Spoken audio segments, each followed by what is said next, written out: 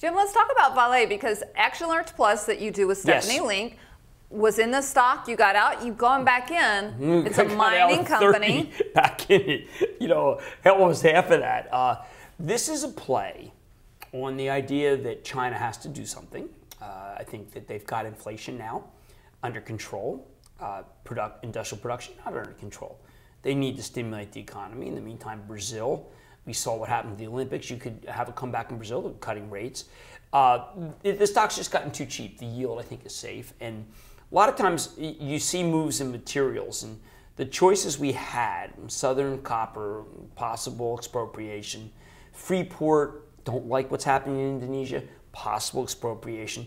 Vale, I don't know. Brazil, a lot of people feel it's going socialist. Less of a chance. I mean, one of the continual themes, and it happened with Randgold today, is the government's getting involved everywhere with minerals. They want more than their fair share.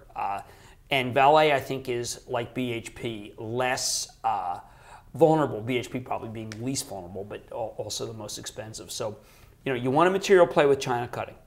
You want a materials play.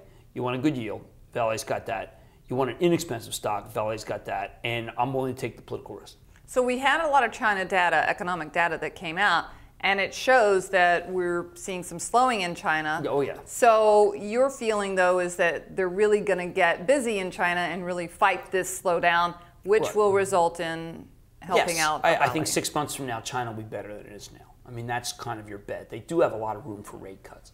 The next number, obviously when you're in a deceleration, you got to take radical action.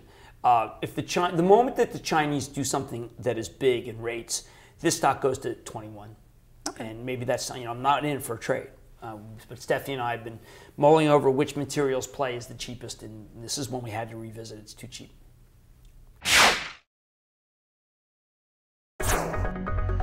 This market is stock pickers market. Stocks have rallied this year. We're coming into a Monday where we're going to